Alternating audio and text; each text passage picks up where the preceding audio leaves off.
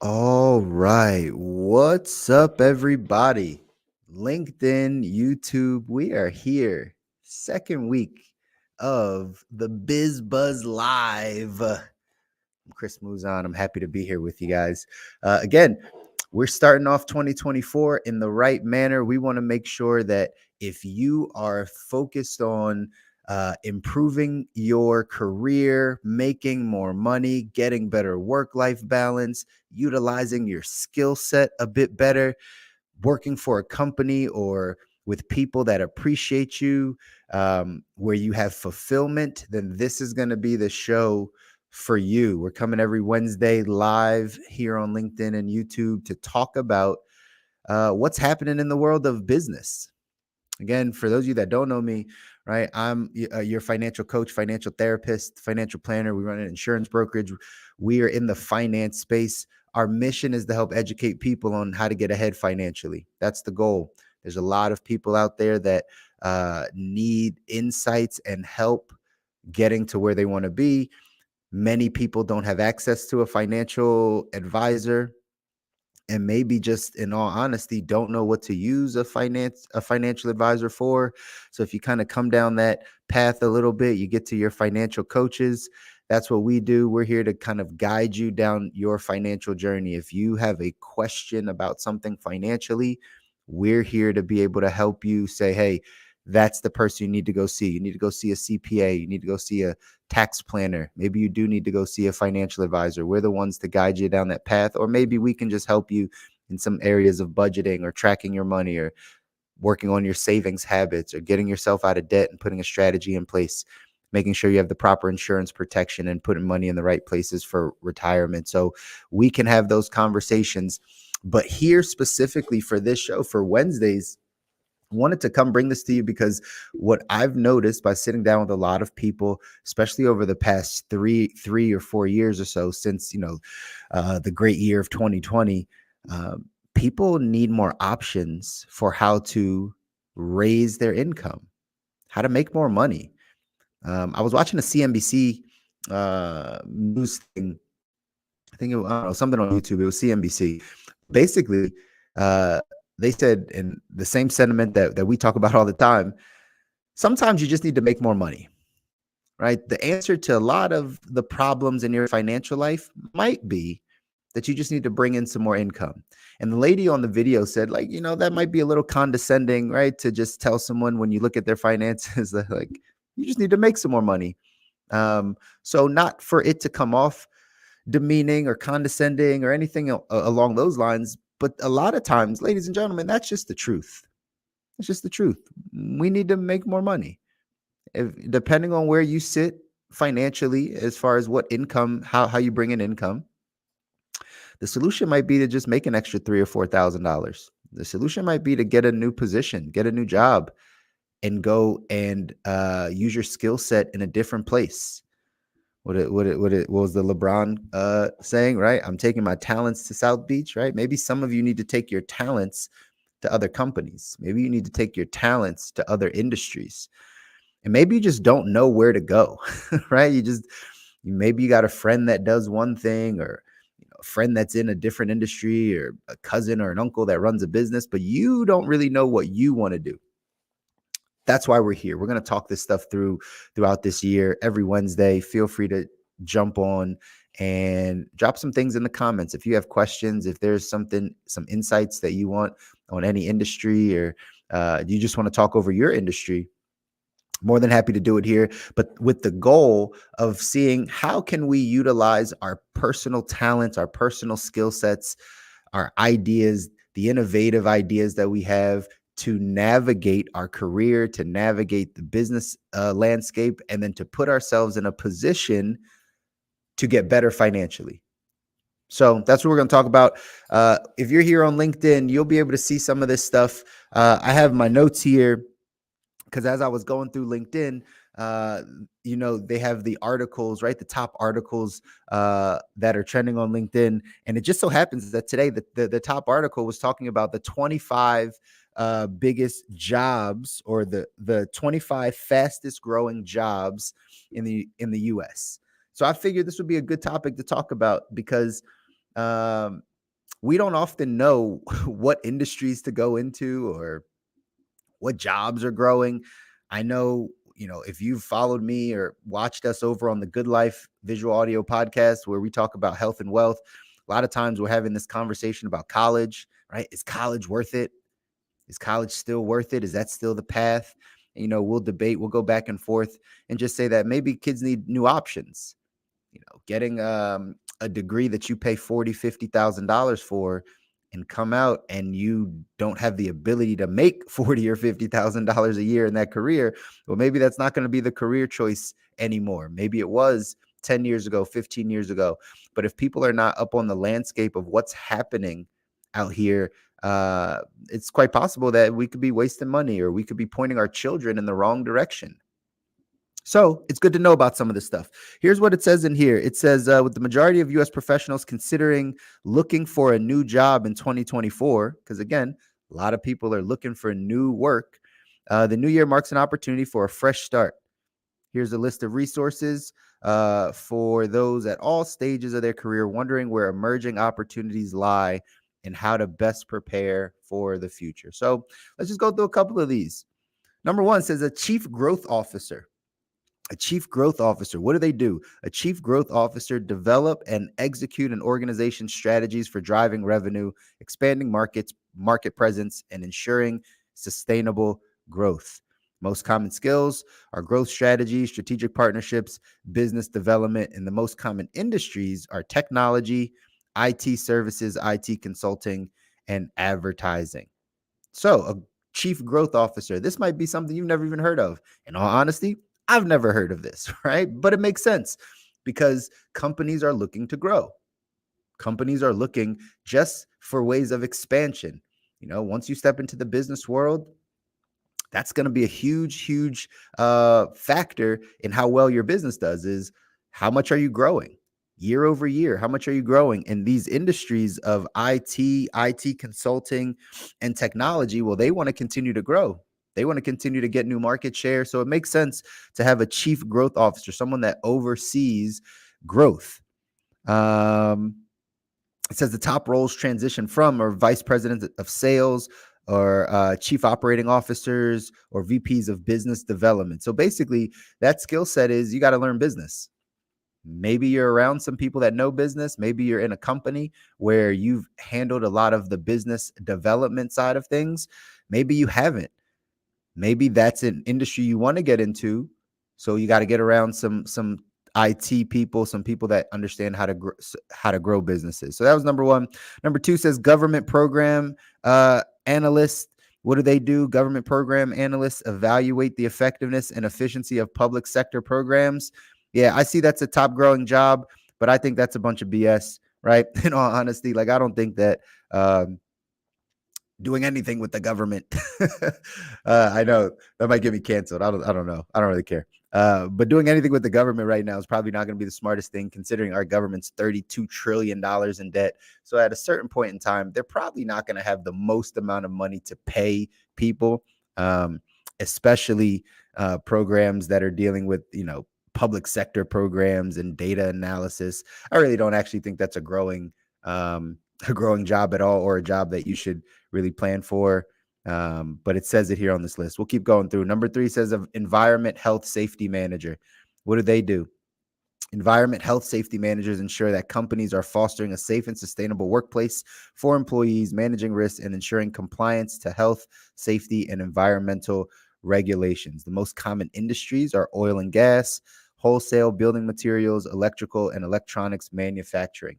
So again, this might be an industry where you come in and say, hey, are you taking care of your people? This might become bigger over time if our society cares more about quality of life, work, quality of workspace, how employees are treated. Are they getting their breaks, right? Are they working in unsafe environments? Do they have masks? All those types of things. Well, as our health and safety becomes more prevalent and more important in our society, this may be an industry that you want to look into. It says some of the common skills are environmental compliance, hazardous waste management. So if you come from any of that kind of building, electrical, wholesale, warehouse, oil and gas space, and you want to level up your skills, you want to make more money. Well, according to this article, this is saying that you're going to want to start thinking about how to become an environmental health and safety manager. How do you put yourself in a management position, in a leadership position? Number 4 on this list says Director of Revenue Operations. What do? Directors of Revenue Operations help oversee business revenue, generation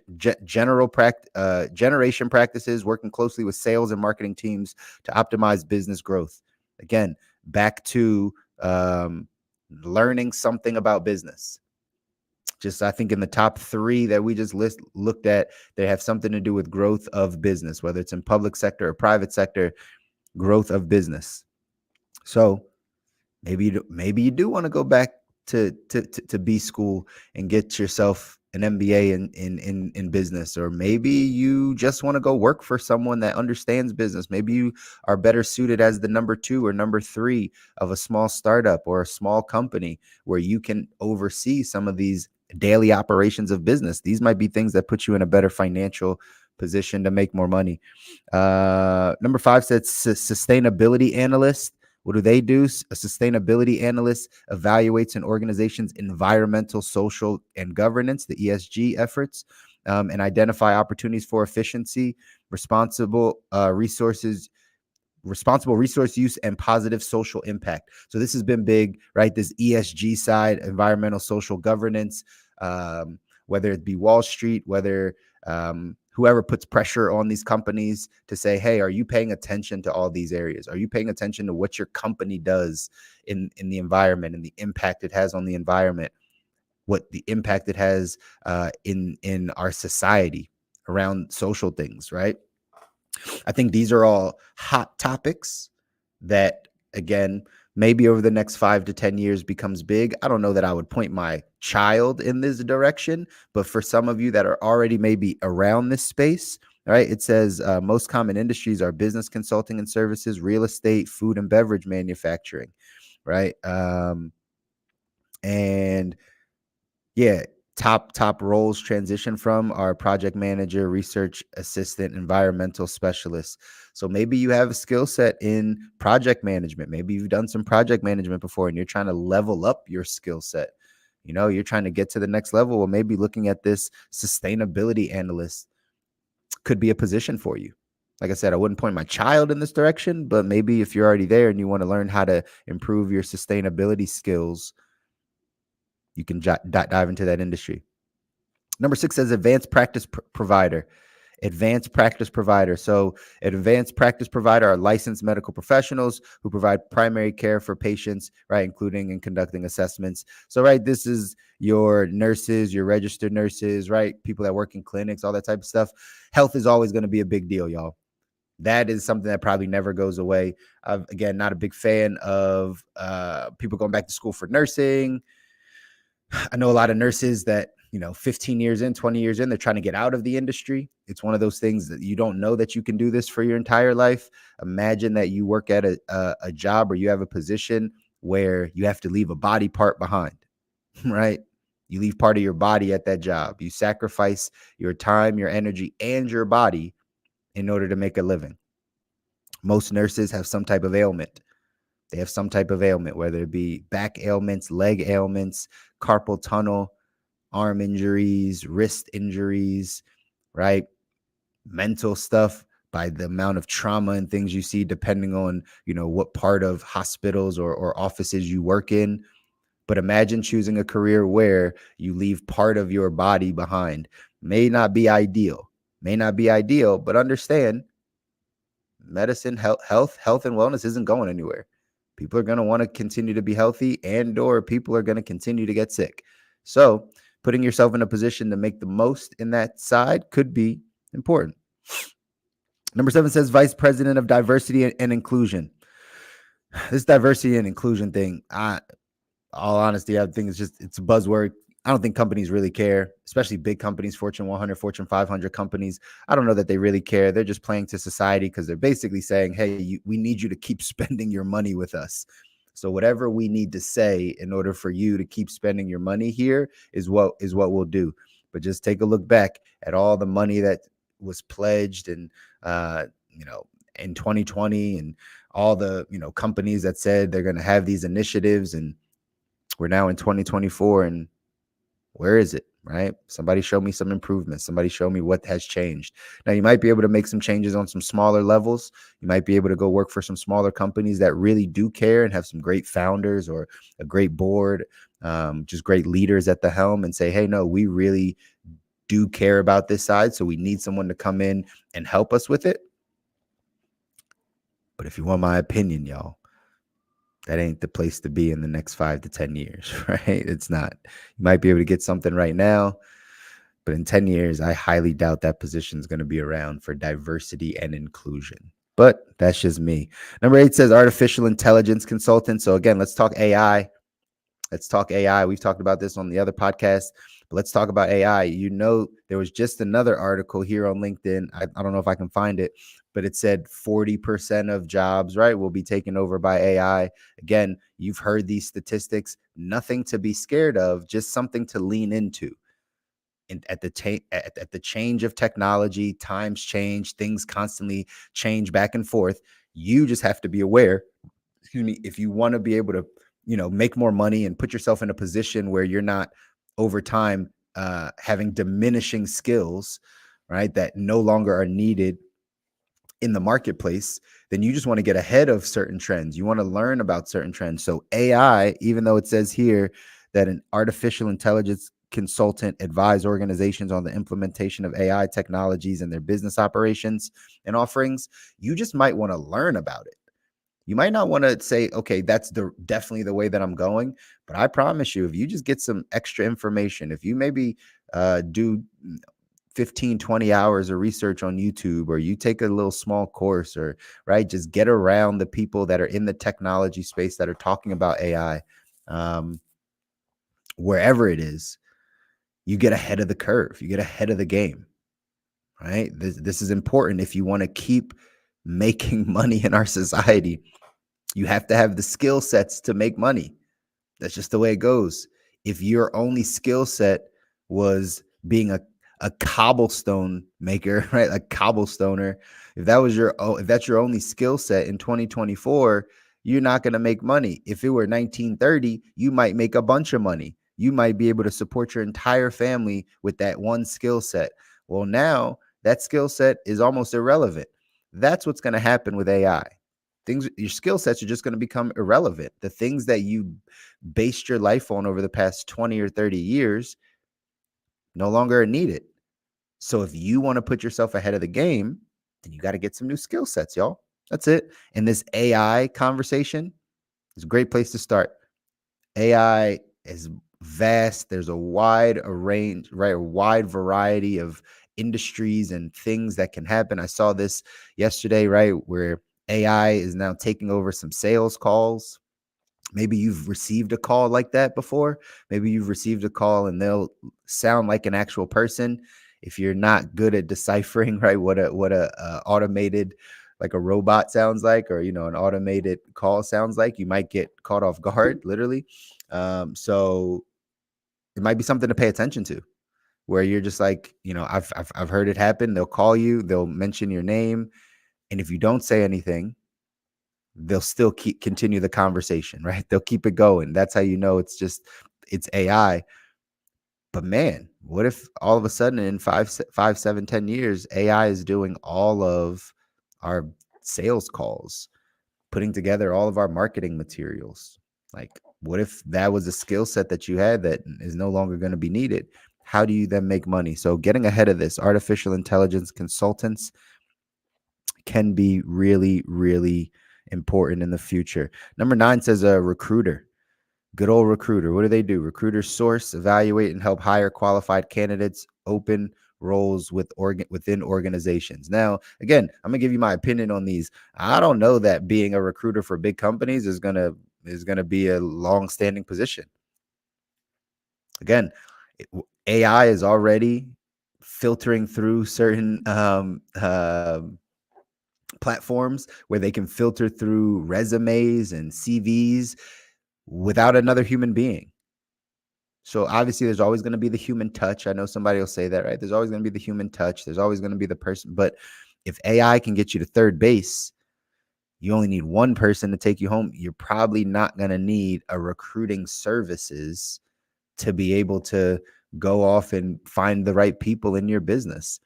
More businesses are going to be leaning towards technology, leaning towards AI, leaning towards robots, those types of things. So people are going to become scarce. So being a recruiter in those types of industries, maybe not. Now, learning the skill set of recruiting might be great for you. Some of you want to branch out into entrepreneurship. Some of you want to build a business. Well, let me just tell you firsthand, it takes a team to run a business. Business is a team sport. Business is a team sport. So how do you build a team? Well, you got to recruit. Everything you know that's big in this world recruits people. I don't think it's going to come from services, right? Meaning like a recruiting service that's going to put the right people in your business.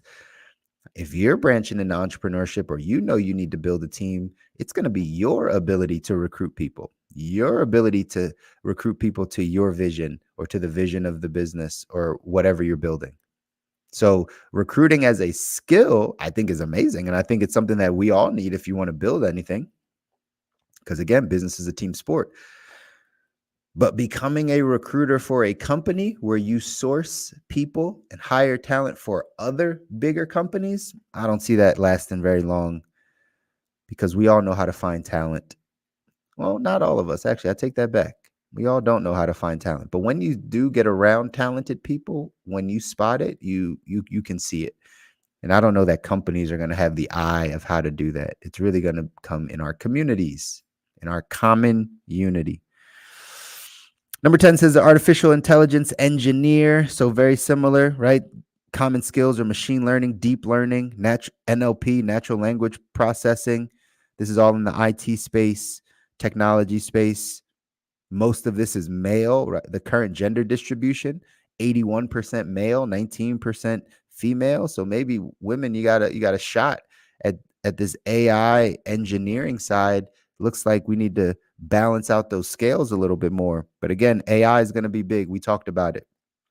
11 says external communications manager. External communications manager oversee and execute an organization's strategic message to external audience, such as the media and customers, which may include executive appearances, media pitching. So this is like PR side. This is marketing. I don't think marketing will ever go away, right? This says this can also be known as a public relations manager. So again, PR doesn't go away, but you still got to be smart about it. TV is probably not the way you want to do PR anymore, right? Social media obviously is improving. There's 8,000 podcasts that you could jump on or do your podcast circuit. But understanding marketing, let me just zoom out for y'all. Understanding marketing can be a huge benefit to a company or to somebody that you are helping grow and scale their business. So whether you want to grow and scale yours or whether you're going to help someone grow and scale theirs, marketing is one of the keys. Physical therapist is on this list. Physical therapists work with injured or impaired patients through a variety of therapeutic techniques. Physical therapy is going to be important. Why? Because y'all are broken. I'm joking, not y'all, right? All of us as a collective. As a collective, we're not always doing the greatest things for our body. As a collective, we're not always focused on some of the stuff my brother Kabir Asari talks about. He talks about, right, energy, cash flow, the basic things. We don't know how to properly move our body because we're not moving our body. Some of us are sitting in front of this computer every day. We're sitting in front of our technology every day. And what do we get? We get tech neck. What's tech neck? It's that neck. It's that neck that bends down because you're hunched over, because you're not sitting up, because you're leaning forward. Well, guess who you got to go see? You got to go see. Maybe some physical therapy might help you. Maybe acupuncturist or a proper massage or proper masseuse. Right? These things again in the health and wellness space will always be around. But maybe you want to learn a little bit more about physical therapy, about how to help people get their body properly working and functioning. Right? It's a big deal. We'll wrap up with like a couple more. Grants program manager. So what do? Grants program managers oversee the end-to-end process of grant programs, right? So federal grants, grant administration. There's gonna be a lot of nonprofits, a lot of people looking for money, out there. So what if you can be someone that oversees and helps companies get grants? Maybe you have a skill set in, let's see, what most common skills, federal grants, industries are there. I said nonprofits, top roles transition from program coordinator, project manager, grant writers. Maybe you've been a grant writer before, but people just hired you to write grants. Well, maybe your next level up, remember, we're talking about how to now bring in more money or change the career to bring in more of what you need. Well, maybe instead of just hiring you to write grants, maybe you learn how to be a grant program manager. Maybe you learn how to oversee the program that that company has for receiving grants. Could be you. Who knows? Director of land acquisition. Directors of land acquisition carry out the process of acquiring real estate or land through research, negotiating, and strategic relationships with brokers. Hey, America's for sale, right? That's what they say. America's for sale. There's land all over the place that has a price tag on it. So what if you were a director of how to find that land, how to get that land? Man, I'm thinking of the guy. I don't know his name. I don't know their business, but I guess this is good marketing because it sticks out in my brain, of a guy that I see on Instagram specifically, that is basically taking acres of land and turning it into communities, right? Sustainable communities where they might have farmland there, right? They grow their own crops. They have water system, 4, 5, 6 small homes, tiny homes on there that you can build for families or just a community of people you want to be with. But really, the game is the land acquisition. Like, how do we find this land? How do we go off and develop this, find the land and develop the land? Maybe if you're just finding the land, like this one says, right? A director of land acquisition, you're just finding it and then negotiating the deals, brokering the deals. Again, where does your skill set lie, ladies and gentlemen? That's really the question. Where does your skill set lie, and what are you doing to improve your skill set? Influencer marketing manager. Influencer marketing managers coordinate partnerships with influencers and celebrities. It's big. It's been big for a long time. But most people just want to be the influencer. Question is, what if you ran the agency for influencers? I know there's a few out there and some people do it, but maybe that's more of your skill set. Maybe you're getting tired of being the influencer because you've been doing it for 5 or 6 or 7 years. And now you're in a position where you're like, you know what? I can do this for other people.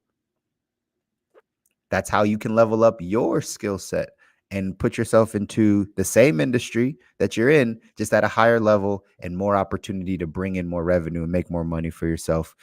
Director of Development Services, Director of Legal Operations, Workforce Development Coordinator, Head of Public Safety. Don't do that one.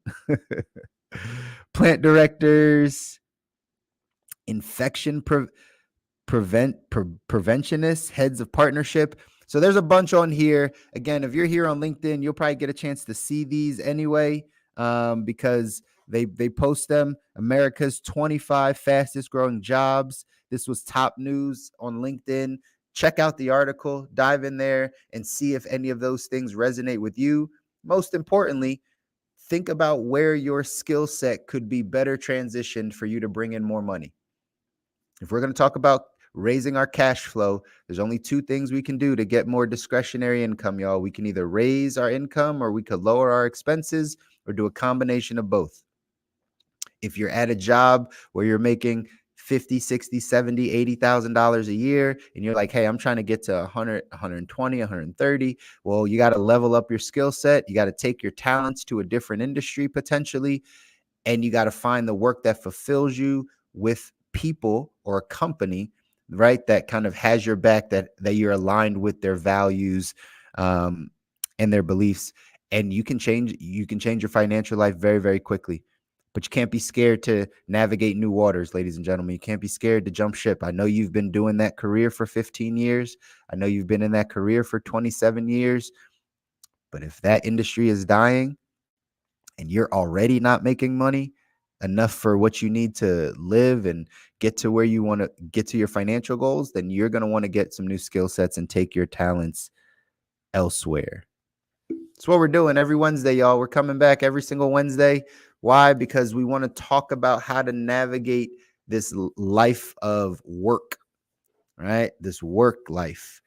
What are you doing for work? I know I talk to a lot of millennials that they're almost sick of the 9 to 5. Like they're done with the 9 to 5. They're like, I need to figure out something else.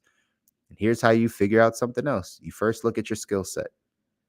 You first look at some of those things that you already know that you can do. I came from the restaurant world, right? If you check my bio, you'll see it. I came from the restaurant world. That's what I have my background in. I have an associate's in culinary arts, a bachelor's in food service management. Worked in the industry for some time. Worked back of the house, worked front of the house, server, bartender, line cook, prep cook. I've done it all in the industry. And then I realized, oh, this isn't going to get me and my family to where we need to go. Overworked, underpaid, not a lot of opportunities. It wasn't conducive to building a family. So I took my skills to a new industry. What skills do you have in the restaurant world, in the hospitality world? Well, you're great with people. You deal with people all the time. I made great tips. When I became a manager, I was go-to manager, right? So at the end of the day, you have to get good skill sets around you, right? You got to know what your skill sets are. So I knew the hospitality. I enjoyed people. I was good with working with people. I was great at multitasking. These weren't the office 9 to 5, sit at a desk, show up, right? Get your coffee and sit down, take a lunch break type of jobs. No, this is as soon as you walk in the door, somebody needs something. You're helping a line cook. You're helping a prep cook. Somebody's calling on the phone. You get in a delivery. You're moving around. You might be lucky if you get some food. Otherwise, you're eating on the go. There's always things happening left and right. The day is busy. Before you know it, you pick your head up at 7 p.m. and things are still moving. You don't even get a chance to slow down. That's a skill set if you can thrive in that environment. If you can thrive in that environment, that's a skill set. Can you transfer that skill set that you have from whatever industry you're coming from to the next industry? I was able to do that and said, hey, you know what? I'm good with people. Well, financial services is just another people business. Sure, there's it's a learning curve. Sure, there's some things you got to learn around sales and marketing and finance, right? And money. But we're all human beings that can learn and grow. I hope you believe that. I hope you believe you can still learn and grow. I hope you believe you can be better. I hope you believe you could pick up a different skill set or a different talent. I hope if you're listening to me and you're 47 years old, you don't think that whatever you've done is all you can do. I hope if you're listening to me and you're 35 years old, you're not thinking that like, man, all I know is this one industry, so I just got to stay there. Hopefully, you can pick up a new skill set in 6 months, in a year. And if you develop it and get better with it over the next 3-4 years, you put yourself in a position in the right industry to change your financial life. I hope you believe it. I want you to. We're going to come back here every single Wednesday because we're talking about all of these things to help you build your cash flow. And sometimes you just need a little navigation around what industry we should be looking at, what industries are a threat to what we currently do, where should we be putting our time and our talent and our energy so that we can make the best choices possible for how we make income. It's where it all starts in your finances, y'all. It starts with income. I think I heard your good old Uncle Dave, right? Uncle Dave Ramsey. I heard him say the number one driver in your financial life is your income. So what are you doing to change it, y'all? All right. Enjoy your Wednesday. We'll be back next week for another live episode of BizBuzz Live, where we're navigating careers, entrepreneurship, and industry trends. I'm Chris Muzan. Until next time, take care. Peace.